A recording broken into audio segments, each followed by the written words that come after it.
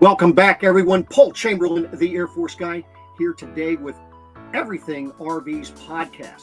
Now, this podcast is brought to you today. Our podcast sponsor is Extreme Heaters.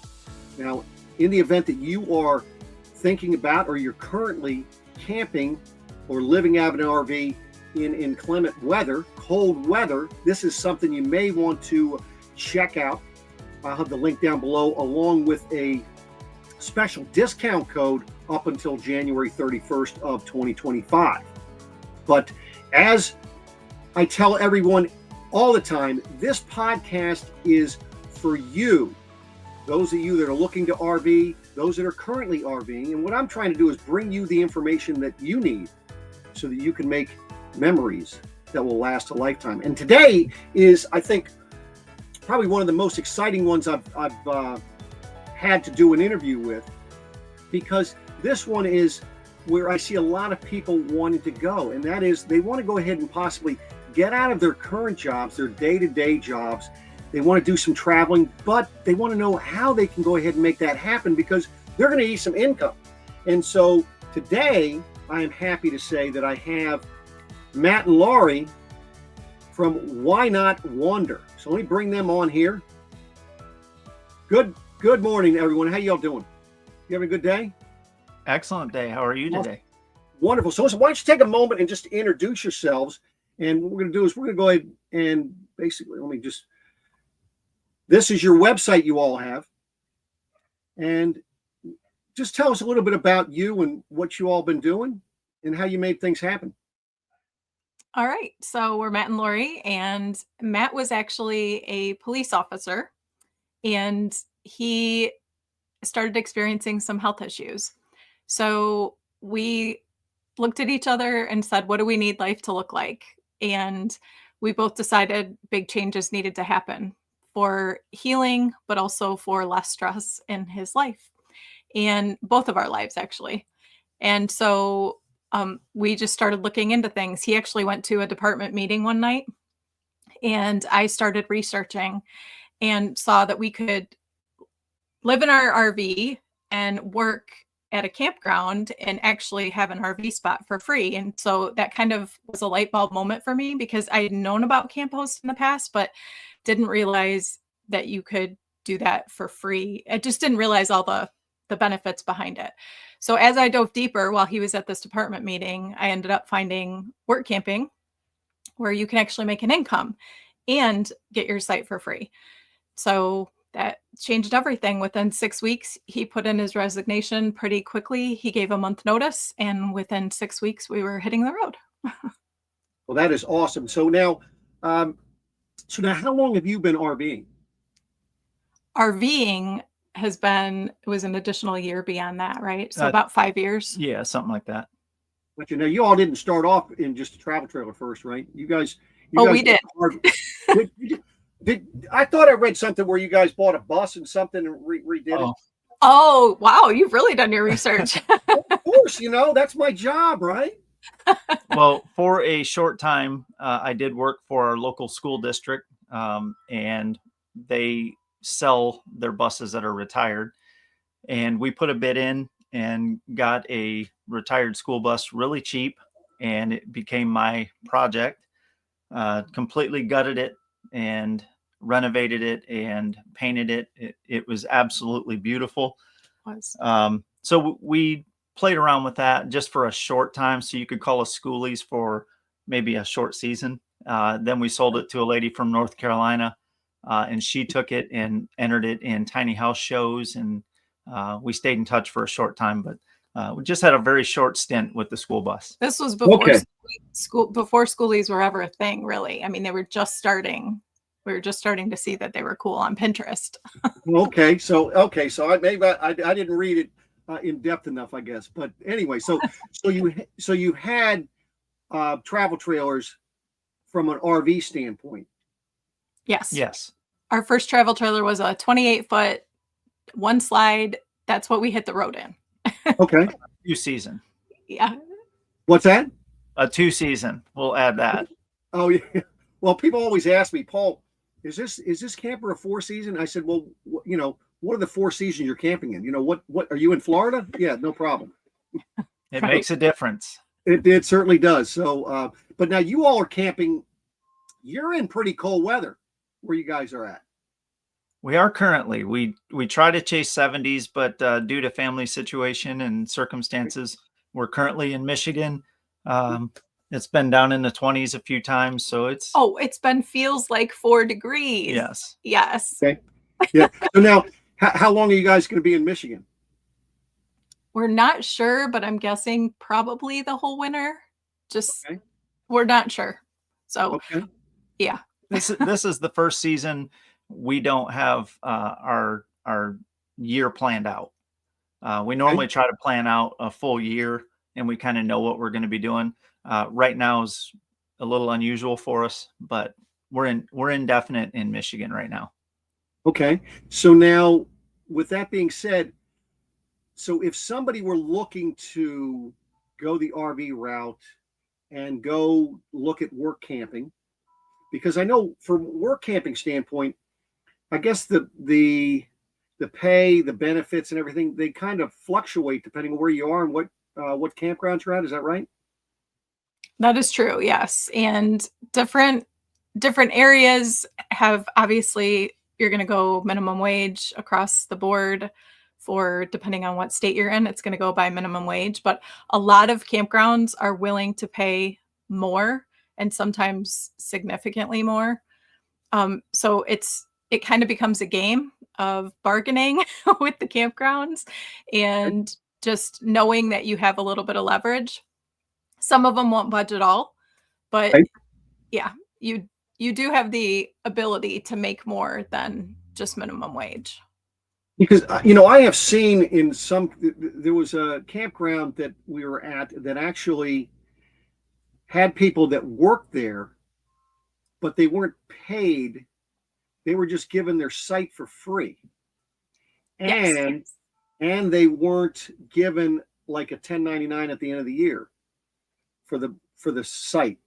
But then I've seen it where they go ahead and they'll give you your site for free, but then they're going to go ahead and send you, a tax form at the end of the year as though that's income to you, which would be to me, that's not much of a benefit, if you're doing all that work at a campground. No, not at all. And we steer clear of those deals. Yeah, we've actually never even run into that. I think I'm assuming that might be a little more out of date than normal. We've never, ever run into that in the almost 4 years that we've been doing this. Yeah, this one's down in the Tampa area. We stayed at that campground, and I'm like, if you want to go ahead and clean their bathrooms and stuff for them, they'll go ahead and give you your site, but then they're going to give you a tax form at the end of the year. I'm like, where the heck's the benefit in that? No. We worked at a campground in the Tampa area for 2 seasons and loved it. But we had a really a great management there, as well as the owners, and they treated us well, and they paid us. We did clean. She was cleaning, and I was doing more of the security. But we were paid, and we also got our site for free. So that was rare, very rare. Right. Well, that's a good thing. So now, how would somebody go about looking for those type jobs? Well, I actually have created a freebie. I know you didn't ask for this, but the best way, you can go online, obviously, and I have a freebie where I've consolidated 35 websites that we use to find work camping jobs. There's a lot of jobs out there that people don't realize are out there through seasonal work websites, not just work camping websites. So I did a lot of research, created this document, but you can just go on Google and just search for work camping jobs or seasonal work. But I like to say my document really helps people. Now, so is that on that website I popped up there? I'll actually give you the link to the freebie because I don't have it on. Oh, you don't? Okay. No, I don't have it on the website. All right. So, folks, that link will be down below this podcast, or if you're watching on streaming services, or if you're watching this on YouTube, it'll be down below as well. So check that out at the end, or while we're talking here, if you'd like. But so they go to that website. How do they negotiate for better benefits? I think the biggest thing is just starting a conversation and developing a relationship with the people that you're going to be working with first, instead of going in hot and heavy with what you need to make and what you expect from them. We've just taken the approach of getting to know them, developing rapport with them, and then talking about our work ethic and what they can expect from us. And I mean, we treat this like it's a career, as silly as that might sound to some people. Since we have to support ourselves on the road with this income, we treat it that way. And so we just take the approach of very professionally treating them with respect. To us, it's not just a campground job. To us, it's a job we're coming to. We're committing to you for the entire season. And once we develop that relationship, we find that it's a lot easier to talk and negotiate with them. That's a good way of putting it. I think all too often people maybe they just think they're worth more than what somebody's willing to pay them, right? Very true. Now, what type of jobs are they doing at campgrounds or that are available? You want me to take this? Yeah, go for it. I do a lot of this finding the jobs and like deciding what we're going to do for the season. So I'll let you talk about some of the things you've done, and I'll talk about some of the things I've done. So my absolute favorite position that we worked was last winter at a resort in Arizona, and I got to work in the mailroom, and that was so fun. So a lot of people were shocked by that position, because a lot of people think you have to be affiliated with the Postal Service to be able to do that. And at a resort, a private resort like that, you didn't have to be. And so that was so much fun. Tons and tons of mail, tons of packages. I'm kind of a dork like that, but I really enjoyed it. So mailroom, cleaning, you can work in the office as an administrative type assistant, answer phones, make reservations, put together packets for the guests, customer service. There's just so many things you can do. You go ahead with what you do. Yeah, there is. On jobs that I've done, I've worked on the outdoor crew, leading guests to their sites, helping them back in. We did that in Montana. That was absolutely amazing. Trying to back folks in with elk and mule deer all around you. I've also done mowing and trimming. And when we were in Florida, one of the jobs we worked in Florida, I worked with that team as well. We picked up trash. Every week they would put trash out in front of their RVs, and we drove around and picked that up. We also trimmed palm trees and just did routine maintenance type things. I'm trying to think of security. Security at another work camping job where I worked with the team, watching the gates, helping the guests, just keeping an eye on their golf course. There's a wide variety of jobs that you can do out there. None of them are hard, and they tell you and teach you what you need to do. So you don't have to have any type of experience to do these jobs. You may have to fix a water line if somebody backed into one and broke it. But they're there to help you, and they're there to show you what they expect, and they provide all the tools for you. So it's not that difficult. I'll tell you that's for sure. And so you worked at a resort that had a golf course. Yes. You said, yeah. Yeah, it had 3 different courses. Yeah, wow. It was nice. How big of a RV park was that? RV resort was that? I think right around 800 spots, 750 to 800 spots, something like that. Wow, that's pretty impressive. So that was the one down the Tampa area? Yes. Wow. Yep. Which resort was that? What part of Tampa? Remember? Well, go ahead. What? I was going to say, we'll tell you. Okay. Off record. Okay. We try to keep the jobs that, not to be greedy, but we try to, it's kind of a dog eat dog world out there, Okay. and we try to keep some of Okay. our work private. There you go. There you go. Listen, I get it. So, there's only so many to go around, right? But they're building more and more. That's for sure. That is true. Out there, they're plentiful out there. Is there, do you find working for private campgrounds better than working for the corporate? 1000% yes. 1000%. We don't even pursue corporate really anymore. We've had experience with both, and by far the best experiences with private campgrounds. We know several people who have worked for corporate and love it and return every year. It's just not our choice. That's good to know. I mean, at least people have options, right? Absolutely. Bottom line. So, we're going to have you said 35 different websites for them to check. Yes. That'll be a link down below. What are other ways that they can go about looking for is there any other ways to look? There is. We call it hack work camping. We do it quite often. I have worked for companies outside of the campgrounds, and Laurie has worked remotely. So, like for me in Arizona last year, I worked for a construction company.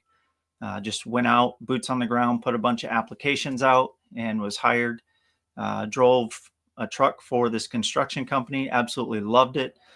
So the entire winter season in Arizona, I was driving for a construction company.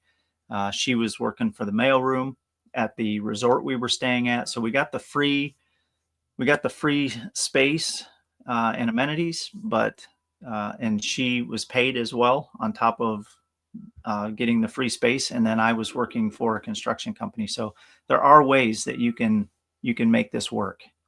Well, so I think, and that's one thing, I never even thought of is that, you can just go work somewhere in that community, but that works out well. You got the best of both worlds at that point, right? Yep. Yeah, and there's a lot of people who the couples split up, and like we did, one of them work camps, and then one of them will go and be a server, because you can make so much money when you're serving in a hot town, Florida. Anytime in the winter, you're going to be able to get a serving job because of how many millions of people go to Florida for the winter. So serving jobs. In the summer, he actually, for the last 2 summers, has worked for an agriculture company. And he's been a driver for them, a delivery driver for them. And he makes really good money doing that. So there's definitely ways that you can hack work camping and find local jobs wherever you want to go. Now, let me ask you a question, because you're talking about being a driver now. Do you have a CDL? I do have a CDL. That doesn't necessarily eliminate anybody who doesn't have a CDL. There are plenty of jobs out there. I just choose to utilize that CDL for more of a focused job search. So, but yes, I do have a CDL. But the job that you do in the fall, you drive a semi-truck, but it does not require a CDL because it's for a farm in Minnesota. And if you work for farms in Minnesota, you don't have to have a CDL. Yeah. Oh, okay. So it just depends. You have to check the regulations in each state and what they require. So just to kind of recap, as far as what they can expect if they're working in a campground, probably minimum wage, maybe a little bit more, and a free site. Is that fair to say? I would definitely say that's a fair starting point. Yes. And as you get more experience with work camping and develop a reputation, or as references you can put on your resume, that kind of thing, you can see an increase. We've definitely seen a significant increase in what we're able to make as work campers just because of that. But now, do you kind of go back to the same places now? We try not to. Yeah, Okay. we did in Florida, obviously, because there's so few places that you can make an income and stay for free in Florida. So that's very, very hard. Work camping in the winter is a real challenge, which that's what he faced last winter. When we got there, we were like, oh, we'll just go to Arizona. We'll try Arizona for a winter. It'll be fun. He'll be able to find a job, no problem. And that was not the case. It No. was much harder in Arizona to find work. Yep. Okay, So gotcha. Yeah, we didn't realize the competition in Arizona, Southern Arizona, um, was so hard. And like she said, we just thought we were going to go down there, no problem, I'll find a job. And I think I went to 23 different companies and spent 1 or 2 weeks. I don't remember, but it was a lot. It was a lot of work to find that job. So sometimes you have to work for it to get the job, but they are out there. Well, that's good to know. Go ahead. I was just going to say, I think that's the part that scares people off, is the uncertainty of being able to have, you know, in your daily life, you have a job, you know what's expected of you. You go every day, you know, for the next 10, 15 years, like, okay, this is what I'm going to do for the rest of my life. I just show up, do my job. Well, with work camping, you have the uncertainty. And I think that scares a lot of people off, that every season you have to find a new job. And every season you're left with the uncertainty of, how much am I going to make? Am I going to find a job? You know, all of those things. So, but we treat it like a job. And so because we treat it like a job, and because we prepare and plan and all of that, we've never had a problem. We always find a way. And I think that's the biggest message I would give to people is, if you want to live your dreams, you've got to do whatever it takes to do that. And that's what we're doing. And we always find a way. There you go. Well, you know, and I know somebody that I used to work with, and they're working down in Padre Island in Texas in the winter. And then in the summer, they went all the way up to, like, I want to say Oregon or Washington State or something up there. But then now they're back down to Padre Island. So I guess you could always, once you get your foot in the door, consider just coming back. Absolutely. Yeah. Yeah, you can definitely do that. If you find a good job, you are usually asked back as long as you've done a good job for them. And we would have returned to our job in Yellowstone, or right outside of Yellowstone. We spent 5 months there. It was the most incredible season probably of our lives. And we would have returned there, but they sold to a corporate Oh, wow. chain. So things changed. So They could have just offered it to you guys, you know? You could have just taken the ball and run with it. You know, now let's talk about this. What hours are they typically working? So the hours vary, because of course you're going to be working what the campground needs you to work. So let's use an example from our Michigan job that we had.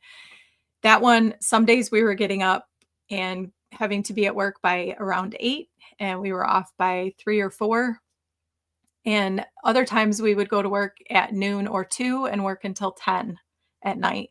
So it's just going to vary based on their needs. A lot of campgrounds will have evening crews where they come on. This one, I think, was a little bit of an exception, would you say?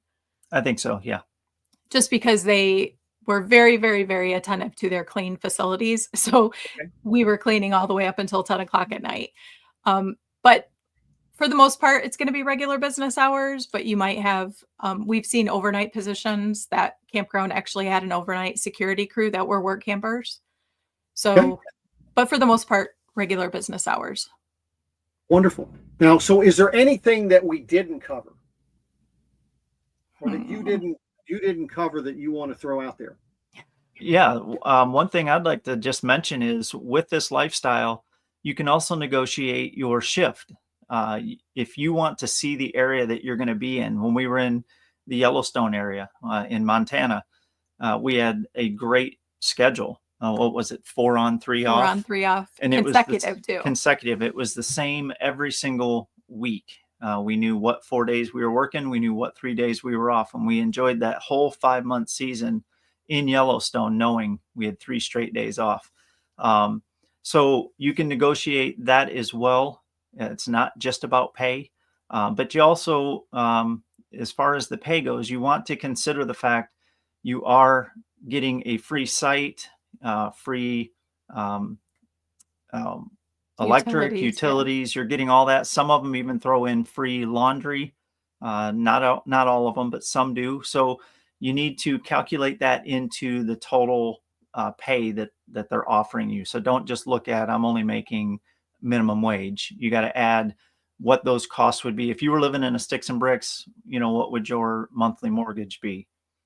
So they're paying you more than what it just sounds like if you say, I'm just making minimum wage.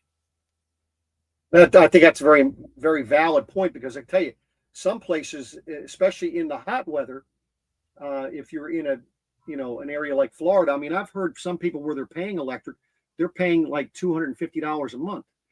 Now, I know to the average homeowner, they're thinking, well, that's it, but you're talking about just a little, a travel trailer here, I'm sure the fifth wheels were maybe almost $400 a month, depending on how much they were using it. So, but you're right. And then the laundry, I think, is another point, because laundry, that could be, you could be spending anywhere between $10 to $20 a week in laundry. Right. And it everything adds up, right? To his point of the cost of rent or the cost of your site, we interviewed one employer that we worked for, and he talked about the value of that from a campground owner perspective, and talked about, I have a campground where millions of people want to come each summer, and work campers are getting their site for free for that whole summer. So that's another thing for people to consider. Like Yellowstone was another example. We got to live at the doorstep of Yellowstone, 4 blocks from the north entrance, which is, in our opinion, the best entrance. So 4 blocks from the north entrance for 5 months for free. That's incredible. And so taking that value into consideration when you're taking your hourly wages and, adding all of that up, you can't really put a price on some of these places that we're able to live for free. Sure. Well, that's for sure. Well, we do appreciate it. And, you all, for all of you guys listening or watching this, please do check them out. They've got YouTube channel. They've got a Facebook page. They've got their own website. They're on TikTok. They're on Instagram. They're everywhere, right? Did I miss anything? Nope, that's it. That's all. So, but check them out. Follow them. They've got some great insight. Listen, I can only bring these people to you, and then it's up to you all to go on out there and get the information you need so you can go make memories that will last a lifetime for your family. So, no, I do appreciate you all taking time out of the day to come and share your insight with everyone. I think this is very helpful. Thank you for having us. It was an honor. Yeah, thanks, Paul. Well, you have a great day. You too.